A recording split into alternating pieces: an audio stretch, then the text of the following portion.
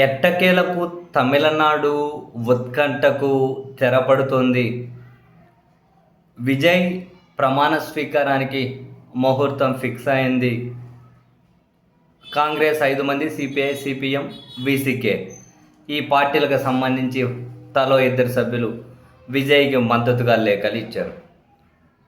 So మొత్తానికి governor కోరుకున్నట్లే రాజ్భవన్లోనే బలాన్ని నిరూపించుకోవాల్సిన అవసరం విజయ్కి ఏర్పడింది ఇక్కడ. సో ఇప్పుడు విజయ్ పాఠం నేర్పిన పాఠాలు ఏంటి? ఈ లోక్ భవన్లలో గవర్నర్లు చాలా దారుణమైన రాజకీయ కుట్రలకు తెరలేపుతారు అన్నది మరోసారి నిరూపితమైంది. అసెంబ్లీలో బలాన్ని నిరూపించుకోవాల్సిన చోట అసలు గవర్నర్లు బలం నిరూపించుకోమని అడగడం ఏంటి అన్న ప్రశ్నగానే మిగిలిపోయింది. దీని మీద ఇప్పుడు ప్రజాస్వామ్యాన్ని కాపాడుకోవాలి అంటే ఇప్పుడు అన్ని పార్టీలు కూడా ఫైట్ చేయాల్సింది, మరీ ముఖ్యంగా ప్రాంతీయ పార్టీలు ఫైట్ చేయాల్సింది ప్రజాస్వామ్యాన్ని కాపాడుకోవడం కోసం. గవర్నర్ వ్యవస్థకు వ్యతిరేకంగా వాళ్ళు ఫైట్ చేయాలి. ఎందుకంటే ఈరోజు విజయ్కి ఆ పరిస్థితి వచ్చింది. రేపు ఎవరికైనా రావచ్చు.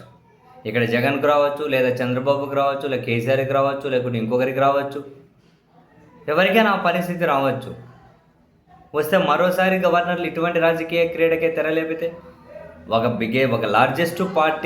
సింగిల్ లార్జెస్ట్ పార్టీని ప్రమాణ స్వీకారానికి పిలవకుండా గవర్నర్లు ఎప్పుడు బల నిరూపణ చేసుకోండి అని చెప్పి ఈ విధంగా ముందే నంబర్ అడగలేదు ఇప్పటి వరకు. కానీ ఇప్పుడు కొత్తగా ఇదేంటిది? 1989లో అప్పుడు కర్ణాటక ముఖ్యమంత్రిగా ఉన్న బొమ్మాయిని అప్పుడు గవర్నమెంటు ఆయన జనతాదళ్ సీఎంగా ఉండి ఆయన గవర్నమెంట్ను రాష్ట్రపతి పాలన విధించడం ద్వారా ఏమంటే గవర్నరే అప్పుడు కూడా సిఫారసు చేసింది, కొందరు ఎమ్మెల్యేలు మద్దతు ఉపసంహరించారు అని. అప్పుడు రాష్ట్రపతి పాలన విధించడం ద్వారా సుప్రీంకోర్టు 9 మందితో కూడిన విస్తృత రాజ్యాంగ ధర్మాసనం క్లియర్ కట్గా చెప్పింది అసెంబ్లీలో బలం నిరూపించుకోవాలి, కానీ లోక్ భవన్లో అయ్యింది అని. మరి ఇప్పుడు తమిళనాడు గవర్నర్ చేసిండేది ఏంటి? అసెంబ్లీలో బలం నిరూపించుకోనికుండా నా ముందు నువ్వు బలం నిరూపించుకొని చెప్పడం ఏంటి? చివరికి విజయ్ ఆ పని చేసిన తర్వాతనే ఇప్పుడు ఆయనకు లైన్ క్లియర్ అవుతూ ఉండడం ఏంటి? సో ఇప్పుడు తమిళనాడులో విజయ్ ఎపిసోడ్ నేర్పిన పాఠం ఏంటి? ఫస్ట్ ప్రజాస్వామ్యాన్ని కాపాడుకోవాలి.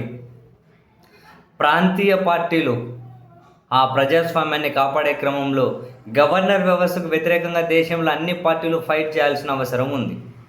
దానికి కార్యాచరణ సిద్ధం చేసుకోవాలి. ఈరోజు ఆంధ్రప్రదేశ్లో మనకేం కాలేదని చెప్పి ఇక్కడ ప్రాంతీయ పార్టీలు అనుకోవచ్చు, తెలంగాణలో ఏం కాలేదని అనుకోవచ్చు, వేరే రాష్ట్రంలో ఏం కాలేదని అనుకోవచ్చు. ప్రతిసారి గవర్నర్లతో ఈ నెత్తినొప్పే తయారవుతుంది. అసలు గవర్నర్ల వ్యవస్థ ఏంటి? మార్చాల్సింది రాజ్భవన్, లోక్ భవన్గా పేరు మార్చడం కదా. అసలు గవర్నర్ వ్యవస్థని తీసి అవతల పడేయాలి. ఏం అవసరం గవర్నర్ల వ్యవస్థ? పోయినాయి కదా, బ్రిటిష్ ఆ కాలం పోయింది కదా, రాచరికం పోయింది కదా. మళ్ళీ ఇంకా రాజ్భవన్లు ఎందుకు? పేరు మార్చినంత మాత్రాన అందులో కూర్చున్న వాళ్ళ బుద్ధి మారుతుందా ఏంది? రాజ్భవన్, లోక్ భవన్ అని పేరు మార్చినంత మాత్రం వాళ్ళ బుద్ధి మారట్లేదు కదా. సో ప్రాంతీయ పార్టీలు ప్రజాస్వామ్య పరిరక్షణ కోసం నడుం బిగించాలి.